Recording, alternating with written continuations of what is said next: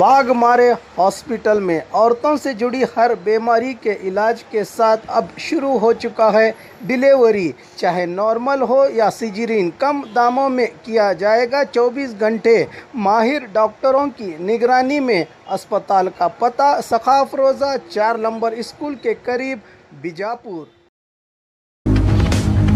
स्वागत है आपका बी न्यूज नेशन में। मैं हूं आबिद हुसैन शेख। कारजोल और एमबी पाटिल की लड़ाई में नया मोड़, ये अंत नहीं शुरुआत है। एमबी पाटिल के समर्थकों का बयान, मंत्री कारजोल के बर्ताव से पूरे लिंगायत समाज का अपमान हुआ है। एमबी पाटिल के समर्थक फिर एक बार मैदान में। एमबी पाटिल और हाली जल संसाधन मंत्री गोविंद कारजोल के बीच चली बयानों की जंग का नतीजा आज कांग्रेस की ओर से संगमेश बबलेश्वर और पदाधिकारियों ने प्रेस मीट के जरिए कहा कि मंत्री कारजोल के अभिमानियों ने जो एमबी पाटिल को लिंगायत न होने का आरोप लगाया है, इनके पीछे मंत्री कारजोल ने ही इन्हें इस तरह के बयान देने पर प्रेरित किया है। इनके इस बयान से पूरे लिंगायत समुदाय को ठेस पहुंची है। खुद मंत्री कारजोल अपने आप को लिंगायत बताते हैं, इसका हम स्वागत करते हैं। अगर वो सच में लिंगायत हैं तो बीजापुर बागलकोट जिलों में से किसी एक क्षेत्र में जनरल क्षेत्र से चुनाव जीतकर दिखाएं। कारजोल ये चेतावनी दी है। संगमेश बबलेश्वर ने बयानों की लड़ाई को रोकने के लिए हमने कई बार मिन्नतें की, लेकिन कल जो इनकी ओर से एमबी पाटिल लिंगायत न होने का विवादित बयान दिया, जिससे ये लड़ाई अब रुकेगी नहीं और आगे तक जाएगी। वक्त आने पर हम कारजोल को सबक सिखाएंगे, ये अंत नहीं शुरुआत है, कहा कांग्रेसी और एमबी पाटिल के समर्थकों ने।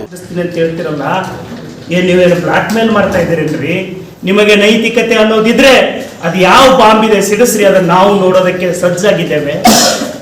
ಆ ಯಾವ ಬಾಂಬನ್ನ ನೀವು ಸಿಡಿಸ್ತಿರೋ ಅದನ್ನ ಎದುರಿಸಲಿಕ್ಕೆ ನಾವು ಸನ್ನದ್ಧರಾಗಿದ್ದೇವೆ. ಜನಕಂಜಿ ನಡೆದರೇನುಂಟು ಲೋಕದಲ್ಲಿ, ಮನಕಂಜಿ ನಡೆಕೊಂಬುದೇ ಚಂದ ಅಂತ ನಿಜಗುಣ ಶಿವಯೋಗಿಗಳು ಹೇಳಿದ್ದಾರೆ. ಗೋವಿಂದ ಕಾರಜೋಳರವರೇ, ಇವತ್ತು ನೀವು ಬಸವಾದಿ ಶರಣರ ಹೆಸರು, ಬುದ್ಧ ಬಸವ ಅಂಬೇಡ್ಕರ್ ಅವರ ಹೆಸರನ್ನ ಹೇಳ್ತಾ ಇದ್ದೀರಿ. ಅದೇ ಬುದ್ಧ ಬಸವ ಅಂಬೇಡ್ಕರ್ನ ಜೀವನ ಆದರ್ಶಗಳನ್ನು ಬದುಕಿನಲ್ಲಿ ಅಳವಡಿಸಿಕೊಂಡಿರು ಇಡೀ ಸಮಸ್ತ ಲಿಂಗಾಯತ ಸಮುದಾಯದ ಆತ್ಮಗೌರವ ಕೆಣಕುವಂತ ಕೀಳು ಮಟ್ಟದ ರಾಜಕಾರಣ ಮಾಡ್ತಾ ಇದ್ದೀರಲ್ಲ ಗೋವಿಂದ ಕಾರಜೋಳರವರೇ, ನನಗೆ ತುಂಬಾ ಖೇದ ಅನಿಸ್ತಾ ಇದೆ. ಇವತ್ತಿನ ನಿಮ್ಮ ಮಾನಸಿಕ ದಾರಿದ್ರ್ಯ, ನಿಮ್ಮ ರಾಜಕೀಯ ವೈಯಕ್ತಿಕ ಹಿತಾಸಕ್ತಿಗಾಗಿ ಏನು ಈ ಬ್ಲಾಕ್ ಮೇಲ್ ಮಾಡಿಸುವಂತಹ ಲಿಂಗಾಯತರ ಆಸ್ಮಿತ್ಯ ಕೆಣಿಸತಕ್ಕಂಥ ರಾಜಕಾರಣವನ್ನು ದಯವಿಟ್ಟು ನೀವು ಮಾಡ್ತಾ ಇರೋದ್ರಿಂದ ಇಂತಹ ಕ್ಷುಲ್ಲಕತನದ ರಾಜಕಾರಣದಿಂದ ನೀವು ಹಿಂದೆ ಸರಿಬೇಕು ಅಂತ ಹೇಳಿ ನಾನಿವತ್ತು ನಿಮ್ಮನ್ನು ಆಗ್ರಹಿಸಲಿಕ್ಕೆ ಬಯಸ್ತೇನೆ. ಜೊತೆಗೆ ಸಚಿವರು, ಇವತ್ತೇನು ಆದರಣೀಯ ಸಚಿವರಾದಂಥ ನಮ್ಮ ಗೋವಿಂದ ಕಾರಜೋಳರವರ ಹಿತೈಷಿಗಳಾಗಿರ್ತಕ್ಕಂಥ ಕೇಂದ್ರದ ಮಾಜಿ ಸಚಿವರೊಬ್ಬರು ಬಹಳಷ್ಟು ಬಾರಿ ವಿನಂತಿ ಮಾಡಿಕೊಂಡು, ಇಲ್ಲ ಪರಸ್ಪರ ಕೆಸರೆರಚಾಟ ಮಾಡೋದು ಒಳ್ಳೆಯದಲ್ಲ, ಇದನ್ನ ಇಲ್ಲಿಗೆ ನೀವು ಬಿಟ್ಟುಬಿಡಿ ಅಂತಕ್ಕಂಥ ಮಾತನ್ನ ಪದೇ ಪದೇ ಸಮುದಾಯದ ಎಲ್ಲ ಹಿರಿಯರಿಗೆ ಮನವಿ ಮಾಡಿಕೊಂಡಿದ್ದರ ಫಲಶ್ರುತಿಯಾಗಿ ನಾವು ಮೊನ್ನೆ ರಾಣಿ ಚೆನ್ನಮ್ಮ ಸಮುದಾಯ ಭವನದಲ್ಲಿ ಇದಕ್ಕೆ ಇತಿಶ್ರೀ ಹಾಡಬೇಕು. ಇಂತಹ ಯಾರು ನಮ್ಮ ಎದುರಿಗಿರೋರು ಕ್ಷುಲ್ಲಕ ರಾಜಕಾರಣ ಮಾಡ್ತಾರೆ ಅಂತ ಹೇಳಿ ನಾವು ಕ್ಷುಲ್ಲಕ ರಾಜಕಾರಣ ಮಾಡೋದು ಅದು ನಮ್ಮ ಘನತೆ ಅಲ್ಲ ಅಂತಕ್ಕಂಥ ಒಂದು ಸದಾಶಯದಿಂದ ನಾವು ಅವತ್ತು ಒಂದು ಖಂಡನಾ ನಿರ್ಣಯವನ್ನು ತೆಗೆದುಕೊಂಡು ಇವತ್ತು ಈ ವಿಷಯವನ್ನ ಇಲ್ಲಿಗೆ ಮುಗಿಸಿಬಿಡೋಣ ಅಂತ ಹೇಳಿ ನಾವು ಒಂದು ತೀರ್ಮಾನವನ್ನ ಮಾಡಿದ್ವಿ. ನೀವು ಕೂಡ ಅದನ್ನೆಲ್ಲ ಪತ್ರಿಕೆಗಳಲ್ಲಿ ವರದಿ ಮಾಡಿದ್ದೀವಿ.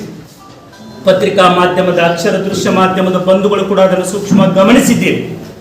ಆ ಒಂದು ಹಿರಿಯ ಕೇಂದ್ರದ ಮಾಜಿ ಸಚಿವರ ಒಂದು ಆಶಯದಂತೆ ಜಿಲ್ಲೆಯಲ್ಲಿ ಒಂದು ಸಾತ್ವಿಕ ರಾಜಕಾರಣ ಚಾಲ್ತಿಯಲ್ಲಿರಲಿ, ಮನೆಯವರೆಗೂ ಬಂದು ಕ್ಷುಲ್ಲಕ ರಾಜಕಾರಣ ಮಾಡುವ ಅಹಿತಕರ ರಾಜಕಾರಣಕ್ಕೆ ಯಾರು ಇಳಿದಿದ್ದಾರೋ ಅವರಿಗೆ ಮುಂಬರುವ ದಿನಗಳಲ್ಲಿ ಬುದ್ಧ ಬಸವ ಅಂಬೇಡ್ಕರೇ ಬುದ್ಧಿಯನ್ನು ಕರುಣಿಸಲಿ ಅಂತಕ್ಕಂಥ ಸದಾಶಯದಿಂದ ಆ ಮಾಜಿ ಕೇಂದ್ರ ಸಚಿವರ ವಿನಂತಿಯ ಮೇರೆಗೆ ಎಲ್ಲ ಸಮುದಾಯದ ಮುಖಂಡರ ಆಶಯದಂತೆ ನಾವು ಅವತ್ತು ಖಂಡನಾ ನಿರ್ಣಯವನ್ನು ತೆಗೆದುಕೊಂಡು ಈ ವಿಷಯವನ್ನು ಇಲ್ಲಿಗೆ ಬಿಟ್ಟು ಬಿಡೋಣ ಅಂತ ತೀರ್ಮಾನ ಮಾಡಿದ್ವಿ.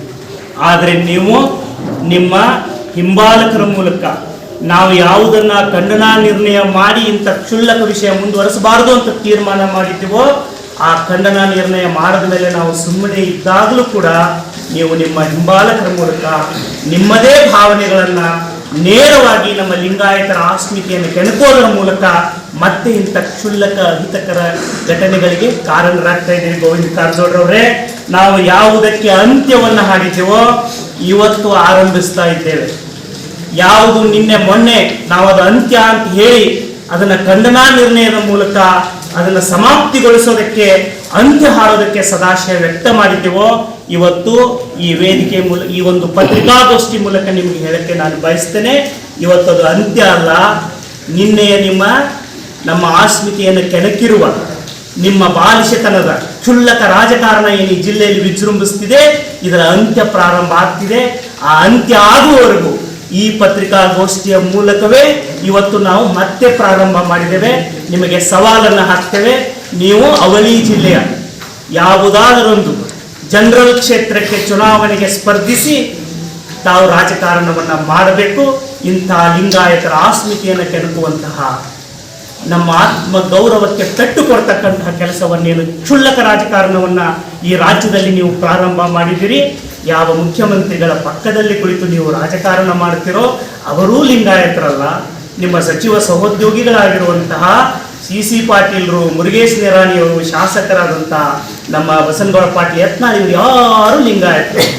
ಇವರೊಬ್ಬರೇ ಲಿಂಗಾಯತರು. ನಾನೊಬ್ಬನೇ ಲಿಂಗಾಯತ ಅಂತ ಹೇಳ್ಕೊಳ್ತಾ ಇದ್ದೀರಲ್ಲ, ಹೌದು, ನೀವು ಇವತ್ತಿನಿಂದ ನೀವೇ ಹೇಳ್ಕೊಂಡಿರೋ ಹಾಗೆ, ಹೇಳಿಸ್ಕೊಂಡಿರೋ ಹಾಗೆ ನೀವು ಲಿಂಗಾಯತರಪ್ಪ.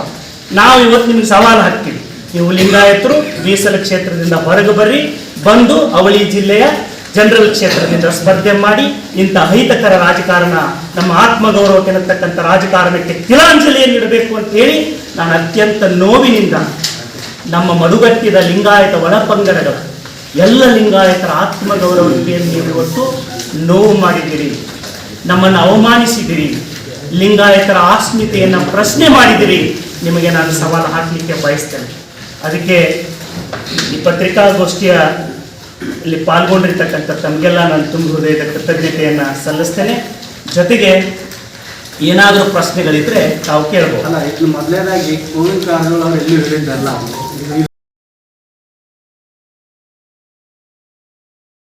ಅದು ಎಲ್ರಿಗೂ ಗೊತ್ತಿದೆ. ಅದು ಮಾಧ್ಯಮಕ್ಕೆ ಗೊತ್ತಾಗಬೇಕು. ಅದನ್ನ ನೀವು ಮಾಜಿ ಕೇಂದ್ರ ನೋಡಿ ಅದು ನಿಮ್ಮ ಹೇಗೆ ಬಿಟ್ಟದ್ದು. ಈಗ ಮಾಜಿ ಸಚಿವರಿಬ್ರು ಅದರಲ್ಲ, ಮಾಜಿ ಕೇಂದ್ರ ಸಚಿವರಿಬ್ರು ಯಾರ್ಯಾರು ಹಿರಿಯರಿಗೆ ಮಾತಾಡಿದಾರೋ ಅವರು ಕೂಡ ಅಗತ್ಯ ಬಿದ್ದರೆ ಪತ್ರಿಕಾಗೋಷ್ಠಿಯನ್ನು ಮಾತನಾಡಿ ಅದನ್ನು ಹೇಳ್ತಾರೆ. ಈಗ ತಾವು ಕೇಳ್ತಾ ಇದ್ದೀರಿ ನಿನ್ನೆ ಹೇಳಿದ್ದು ಅದು ಅವರಲ್ಲ ಅಂತ ಹೇಳಿ. ಅಂದ್ರೆ ಇಂತಹ ಬಾಲಿಶ ಹೇಳಿಕೆಗಳನ್ನು ಹೇಳಿಸಿದ್ದಾರೆ ಅಂತ ನೀವು ಭಾವಿಸ್ಕೊಂಡಿದ್ದೀರಿ. ಅಂದ್ರೆ ಹೇಳಿಸಿದವರೇ ಹೇಳಿದ್ದಾರೆ ಅನ್ನೋದು ನಮ್ಮ ಭಾವನೆ. ಹೇಳಿಸೋದಿದೆಯಲ್ಲ, ಹೇಳಿಸೋದು ಕೂಡ ಅಪರಾಧ ಮಾಡುವವನಿಗಿಂತ ಅಪರಾಧಕ್ಕೆ ಪ್ರೇರಣೆ ಕೊಡುವವನೇ ಅಪರಾಧಕ್ಕೆ ಜವಾಬ್ದಾರನಾಗ್ತಾನೆ. ಹಾಗೆ ಪ್ರೇರಣೆ ಕೊಟ್ಟು ತನ್ನೆಲ್ಲ ಭಾವನೆಗಳನ್ನು ಒಬ್ಬ ಹಿಂಬಾಲಕನ ಮೂಲಕ ಅಭಿವ್ಯಕ್ತಿಸೋದಿದೆಯಲ್ಲ, ಅದು ನಮ್ಮ ಲಿಂಗಾಯತರ ಆತ್ಮಗೌರವನ ಕೆಣಕಿದೆ ಅನ್ನೋದನ್ನ ನಾವು ಈ ಪತ್ರಿಕಾಗೋಷ್ಠಿ ಹೇಳಿಕೆ ಬಯಸುವವರೆಗೂ ನಡೆದಿರೋ ಪ್ರೆಸ್ ಮೀಟ್ಗಳೆಲ್ಲ ಅವರವರ ಹಿಂಬಾಲಕರು ಅವರವರ ಪ್ರಚೋದನೆ ಅಂದಂಗೆ ಆಯ್ತು. ನಾವು ಯಾವ ಒಂದು ಈಗ ಯಾವ ನೀವು ಅದನ್ನ ತಪ್ಪಾಗಿ ಅರ್ಥ ಮಾಡ್ಕೊಳ್ತಾ ಇದ್ದೀರಿ. ಕಾಂಗ್ರೆಸ್ ಮಾಡಿರೋ ಪ್ರೆಸ್ ಮೀಟ್ಗಳು ಎಲ್ಲಾನು ಎಂ ಬಿ ಪಾಟೀಲ್ ಮನದಾಳದ ಮಾತುಗಳು, ಬಿಜೆಪಿ ಅವರು ಮಾಡೋ ಪ್ರೆಸ್ ಮೀಟ್ಗಳೆಲ್ಲ ಕಾರಜೋಳ ಮನದಾಳದ ಮಾತುಗಳು ಅಂದಂಗೆ ಆಯ್ತು ನಿಮ್ಮ ಪ್ರಕಾರ. ಈ ಜಿಲ್ಲೆಯಲ್ಲಿ ಇಲ್ಲಿಯವರೆಗೆ ಇಂಥ ಅನಿಷ್ಟ ಪದ್ಧತಿ ಜಾರಿಯಲ್ಲಿ ಇರಲಿಲ್ಲ. ಯಾವಾಗ ಮನೆ ಬಾಗಿಲವರೆಗೆ ಬಂದು ಅವಾಚ್ಯ ಶಬ್ದಗಳನ್ನ ಬಳಸಿ ನಿಂದಿಸಿ ಮನೆ ಅಂಗಳದವರೆಗೆ ಬಂದು ಅಹಿತಕರ ವಾತಾವರಣ ಸೃಷ್ಟಿ ಮಾಡತಕ್ಕಂಥ ಒಂದು ಕೆಲಸಕ್ಕೆ ಇಳಿದವರು ಯಾರು, ಯಾರ್ಯಾರು ಏನೇನು ಮಾಡಿಸ್ತಿದ್ದಾರೆ ಅನ್ನುವಂಥದ್ದು ಸಂವೇದನಾಶೀಲರಾಗಿರ್ತಕ್ಕಂಥ ಮಾಧ್ಯಮ ಮಿತ್ರರಾದಂಥ ತಮಗೆ ಗೊತ್ತಿದೆ. ಮತ್ತು ಈ ಜಿಲ್ಲೆಯಲ್ಲಿ ಎಲ್ಲ ನಾಯಕರ ಬಗ್ಗೆನೂ ನಿಮ್ಗೆ ಗೊತ್ತು. ಹೇಳಿಸಿದವರು ಹೇಗೆ ಮಾತಾಡ್ತಾರೆ, ಹೇಳಿಸದೇ ಇರೋ ಪ್ರತಿನಿಧಿ ರಾಜ್ಯ 2ನೇ ಹಂತದ 1ನೇ ಹಂತದ ನಾಯಕರುಗಳು ಯಾರ್ಯಾರು ಏನೇನು ಮಾತಾಡ್ತಾರೆ ಅನ್ನೋದು ತಮಗೆ ಗೊತ್ತಿದೆ. ಹೇಳಿಸಿದ ಯಾವುದು, ಹೇಳಿಸದೇನೆ ಸ್ವಯಂ ಹೊತ್ತಲ್ಲ ನಾಯಿ ಮಳ ಹಿಡಿದಿಲ್ಲ ಅಂತ ಒಂದು ಉತ್ತರ ಕರ್ನಾಟಕದ ಜನತೆ. ಈಗ ಅವರು ಯಾರು ನಾಯಕರ ಮುನ್ನೆಲೆ ಬರ್ತಾ ಇಲ್ಲ, ಎಂ ಬಿ ಪಾಟೀಲ್ ಮುನ್ನೆಲೆ ಬರ್ತಾ ಇಲ್ಲ, ಗೋವಿಂದ ಕಾರಜೋಳ ಮುನ್ನೆಲೆ ಬರ್ತಾ ಇಲ್ಲ ಸರ್. ಬರೀ ಅವ್ರವ್ರ ಫಾಲೋವರ್ಸ್ ಮಾಡ್ತಾರೆ ಅಂದ್ರೆ ಅವ್ರವ್ರ ಮನಸ್ಸಿನ ಮಾತುಗಳನ್ನ ನಾವ್ ಏನ್ ಹೇಳ್ತೀವಿ, ನಾವು ಖಂಡನಾ ನಿರ್ಣಯವನ್ನ ಕೈಗೊಂಡು ಖಂಡನಾ ನಿರ್ಣಯ ಕೈಗೊಂಡು ಅದಕ್ಕೆ ಇತಿಶ್ರೀ ಹಾಡಿದ ಸಂದರ್ಭದಲ್ಲೂ ಕೂಡ ಅದಕ್ಕೆ ಮತ್ತೆ ಚಾಲನೆ ಕೊಡೋದು ಇಂಥದ್ದೆಲ್ಲ ನಾವು ನಮ್ಮ ಲಿಂಗಾಯತರ ಅಸ್ಮಿತೆಗೆ ಅನ್ಕೋದಕ್ಕೆ ಪ್ರೇರಣೆ ಕೊಡುವಂಥದ್ದು ಬಹಳ ಹಿತಕರವಾದಂಥದ್ದು ಅಂತ ನನ್ನ ಭಾವನೆ. ಅಲ್ಲ ಪ್ರೇರಣೆ ಕೊಡೋದು ಅಂತ ನೀವು ಹೇಳೋದ್ರಿಂದ ಅಲ್ಲ, ಈಗ ಅದಕ್ಕೆ ಆದ ಒಂದು ಏನಾದರೂ ದಾಖಲೆ ಇರುತ್ತೆ. ಈಗ ಇಡೀ ಮತ್ತೆ ಬೇರೆಯವ್ರಿಗೂ ಪ್ರಶ್ನೆ ಕೇಳಕ್ಕೆ ತಾವು ಇಡೀ ಪ್ರಶ್ನೆ ಇಡೀ ಸಮುದಾಯದ ಮಾತುಗಳನ್ನ ಫಾಲೋವರ್ಸ್ ಮುಖಾಂತರ ಹೇಳಿಸ್ತಾ ಇದ್ದಾರೆ ಎಲ್ಲೋ ಕಡೆಯಿಂದ ಅನ್ನೋದು. ನೋಡಿ, ನಮ್ಮಲ್ಲಿ ಆ ತರದ ಅನಿಷ್ಟ ಪದ್ಧತಿ ಇಲ್ಲ. ಅದನ್ನ ಬಿಜೆಪಿಯವರು ಹಾಗೆ ಹೇಳಿಸೋದ್ರ ಮೂಲಕ ಅಂತ ಅನಿಷ್ಟ ಪದ್ಧತಿಗೆ ಮುನ್ನುಡಿಯನ್ನ ನಿನ್ನೆಯಿಂದ ಬರೆದಿದ್ದಾರೆ ಅನ್ನೋದಕ್ಕೆ ನಾವು ಇವತ್ತು ಪತ್ರಿಕಾಗೋಷ್ಠಿ ಮೂಲಕ ಹೇಳ್ತಾ ಇದ್ದೇವೆ. ಅಲ್ಲ, ಈಗ ನಿಮ್ ಪ್ರಶ್ನೆಗೂ ಕೂಡ ನಿಮ್ಮ ನಾಯಕರದ ಒಂದು ಮನಸ್ಸಿನ ಮಾತೇನು ಅಂತ ಅಲ್ಲ, ಅದು ನಾವು ಆ ತರ ಇಲ್ಲ, ಅದು ನಿಮ್ಮ ಊಹೆಗೆ ಬಿಟ್ಟದ್ದು. ಆದ್ರೆ ನಾವು ಆ ತರ ನಮ್ಮ ನಾಯಕರ ಮನಸ್ಸಿನ ಭಾವನೆಗಳನ್ನ ವ್ಯಕ್ತಪಡಿಸೋಕೆ ಬಂದಿಲ್ಲ. ನಮ್ಮ ಲಿಂಗಾಯತರ ಎಲ್ಲಾ ಒಳಪಂಗಡಗಳ ಮುಖಂಡರು ಅಲ್ಲ ನಾವ್ ಹೇಳಿದ್ವಿ, ಯಾಕೆಂದ್ರೆ ಮಾತಾಡಿದವರು ಲಿಂಗಾಯತರು ಅನ್ನೋ ಕಾರಣಕ್ಕೆ ಕೇಳ್ತಾ ಇರೋದು. ಮಾತಾಡಿದ ದಲಿತರಲ್ಲ, ಗೋವಿಂದ ಕಾರಜೋಳರಲ್ಲ, ಅವ್ರ ಸಮುದಾಯದವರಲ್ಲ. ನೋಡಿ, ಈಗ ಗೋವಿಂದ ಕಾರಜೋಳರವರು ನಿನ್ನೆಯಿಂದ ಅವರು ದಲಿತರು ಅಂತ ನಾವು ಕರೆಯೋದಿಲ್ಲ, ದಲಿತರು ಕೂಡ ಲಿಂಗಾಯತರು ಅಂತ ಅವ್ರು ಹೇಳಿದ್ದಾರೆ. ಹಾಗಾಗಿ ಅವರು ಕೂಡ ಲಿಂಗಾಯತರು, ಅವರು ಸ್ಪರ್ಧೆ ಮಾಡ್ಲಿ ಅಂತ ನಾನು ಸವಾಲ್ ಹಾಕಿದ್ದೀನಲ್ಲ ಬ್ರದರ್. ಈಗ ಅವರಾದ್ರೂ ಸಂವಿಧಾನಿಕ ಪಟ್ಟಿಯೊಳಗಿಲ್ಲ, ನೀವಾದ್ರೂ ಸಂವಿಧಾನಿಕ ಪಟ್ಟಿಯೊಳಗಿಲ್ಲ. ಹಂಗಂತ ಅವರು ಅಲ್ಲ ಅನ್ನೋಂಗಿಲ್ಲ, ನೀವು ಅಲ್ಲ ನಾವು ಅಲ್ಲ ಅಂತ ಹೇಳ್ತಾನೆ ಇಲ್ಲ. ಇಲ್ಲೇ ನೀವು ಮಿಸ್ಟೇಕ್ ಮಾಡ್ಕೋತಾ ಇದ್ದೀರಿ. ಗೋವಿಂದ ಕಾರಜೋಳರವರು ಲಿಂಗಾಯತರಲ್ಲ ಅಂತ ನಾನು ಎಲ್ಲಾದ್ರೂ ಹೇಳಿದ್ರೇನ್ರಿ ಇಡೀ ಪತ್ರಿಕಾಗೋಷ್ಠಿ ಇದ್ದಕ್ಕೂ? ಈಗ ರೆಕಾರ್ಡಿಂಗ್ ಇದೆ, ಬೇಕಾದ್ರೆ ನೀವು ಸಂವಿಧಾನಿಕ ಪಟ್ಟಿಯೊಳಗಿಲ್ಲ ಅಂತ ನಾ ಹೇಳ್ತಾ ಇರೋದು. ಸಂವಿಧಾನಿಕ ಪಟ್ಟಿಯೊಳಗೆ ಅವ್ರು ಲಿಂಗಾಯತರೊಳಗಿಲ್ಲ. ಹೌದು, ಅದನ್ನೇ ನಾನು ಹೇಳಿದ್ದು ಸರ್. ಸಾಂವಿಧಾನಿಕ ಪಟ್ಟಿಯಲ್ಲಿ ಲಿಂಗಾಯತರಲ್ಲದೆ ಇರುವ ಇವತ್ತಿನ ಮುಖ್ಯಮಂತ್ರಿ ಗೌರವಾನ್ವಿತ ಬಸವರಾಜ ಬೊಮ್ಮಾಯಿ ಅವರು ಲಿಂಗಾಯತ ಅದೇನು ಸಾಂವಿಧಾನಿಕ ಜಾತಿ ಪಟ್ಟಿನಲ್ಲಿಲ್ಲ. ಹಾಗಾದ್ರೆ ಬಸವರಾಜ ಬೊಮ್ಮಾಯಿ ಅವರು ಲಿಂಗಾಯತರಲ್ಲ ಅಂತ ಹೇಳ್ತೀರಾ? ಇದನ್ನೇ ನಾನು ಪತ್ರಿಕಾಗೋಷ್ಠಿ ಮೂಲಕ ಇವತ್ತು ಪ್ರಶ್ನೆ ಮಾಡ್ತಾ ಇರೋದು. ಈಗ ಅವಳಿ ಜಿಲ್ಲೆಯ ಸಾಮಾನ್ಯ ಕ್ಷೇತ್ರದಿಂದ ಸ್ಪರ್ಧಿಸಲು ಕರೆದ್ರಿ, ಬಬಲೇಶ್ವರದಿಂದ ಆಹ್ವಾನ ಕೊಡ್ತೀರಾ? ಇಡೀ ಅವಳಿ ಜಿಲ್ಲೆ ಅಂತಂದ್ರೆ ಎರಡೂ ಜಿಲ್ಲೆಯ ಯಾವುದೇ ಕ್ಷೇತ್ರದಲ್ಲಿ ಮೀಸಲು ಕ್ಷೇತ್ರ ಹೊರತುಪಡಿಸಿ ಪರ್ಟಿಕ್ಯುಲರ್ ಬಬಲೇಶ್ವರ ಕ್ಷೇತ್ರಕ್ಕೂ ಸ್ಪರ್ಧಿಸೋದಾದ್ರೆ ಅವ್ರನ್ನ ಅತ್ಯಂತ ಮುಕ್ತ ಮನಸ್ಸಿನಿಂದ ಸ್ವಾಗತ ಬಯಸ್ತೇವೆ. ಹೌದು sir, legal course of action ಏನ್ ಮಾಡ್ತೀರಿ? ಏನ್ sir legal course of defamation ಆಗಲಿ ಅಂತ ಯಾವುದು ಇಲ್ಲ. ನಾವು ನೋಡಿ ಸರ್, ಕ್ಷುಲ್ಲಕ ರಾಜಕಾರಣ ಮಾಡೋರಿಗೆಲ್ಲ ಕೇಸ್ ಹಾಕೋದು ಇದು ಮಾಡೋದ್ರ ಮೂಲಕ ಉತ್ತರ ಕೊಡೋದಕ್ಕಿಂತ ಇವತ್ತು ಸವಾಲನ್ನೇ ಹಾಕಿದ್ದೀವಿ. ಸ್ಪರ್ಧೆ ಮಾಡಿದ್ರೆ ರಾಜಕೀಯವಾಗಿ ಎದುರಿಸ್ತೀವಿ. ಇಲ್ಲ ಸರ್, ನಿನ್ನಿಂದ ಏನು ಕಾನೂನುಗಳಿರೋದೇ ನಮ್ಮೆಲ್ಲರ ಆತ್ಮಗೌರವಕ್ಕೆ ಧಕ್ಕೆ ಬಂದಾಗ ಇವತ್ತೇನು ಅಂಬೇಡ್ಕರ್ ಅವರು ನಮಗೇನು ಸಂವಿಧಾನ ಕೊಟ್ಟಿದ್ದಾರೆ, ಆ ಸಂವಿಧಾನದ ಆಶಯದ ನೆರಳಲ್ಲಿನೇ ನಾವೆಲ್ಲ ಪ್ರಜಾಪ್ರಭುತ್ವ ವ್ಯವಸ್ಥೆಯಲ್ಲಿ ಬದುಕಬೇಕಾದವರು. ಇನ್ನೊಮ್ಮೆ ಮನೆ ಬರೋದು ಇಂಥದ್ದೆಲ್ಲ ಕ್ಷುಲ್ಲಕ ರಾಜಕಾರಣ ಮಾಡಿದ್ರೆ ನಾವು ಕಾನೂನಿನ ಮೊರೆ ಹೋಗಿ ಚಿಂತನೆಯನ್ನ ಮಾಡ್ತೇವೆ. ಈಗ ಸಂಬಂಧಪಟ್ಟಂಗೆ ಬಿಜೆಪಿ ಅವರು ಬಾಂಬ್ ಸಿಡಿಸೋದು ತಟ್ಟಿಗಿರ್ಲಿ, ನಿಮ್ಮದೇ ಪಕ್ಷದ ಶಾಸಕರೇ ಮಾತಾಡ್ತಾ ಇದ್ದಾರೆ ಅನ್ನೋದು ಅವರ. ಯಾರು ಮಾತಾಡಿದಾರ್ರಿ? ಇಲ್ಲಿ ಶಾಸಕರು ಯಶವಂತರಾವ್ ಪಾಟೀಲ್ ಸರ್, ಈಗ ಇವತ್ತು ನಾನು ನಿಮ್ಮಲ್ಲಿ ದಯವಿಟ್ಟು request ಮಾಡ್ಕೊಳ್ತೇನೆ.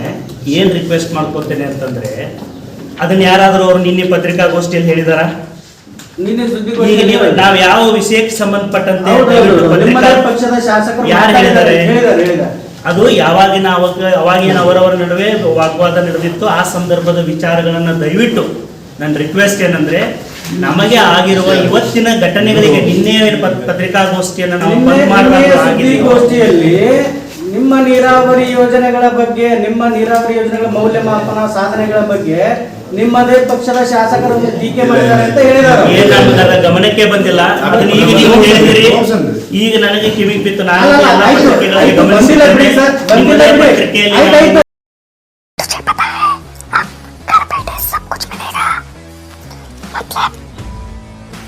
Food grocery Rao chicken mutton fish vegetables fruit juice मिठाई मेडिसिन चाय और पान भी, वो भी अपने मनपसंद शॉप से सिर्फ 30 मिनट में अपने घर तक।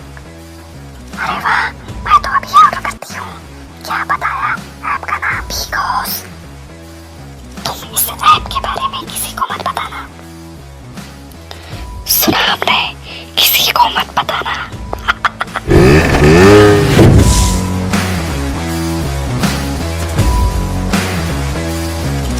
और खबरों के लिए देखते रहिए बी न्यूज नेशन।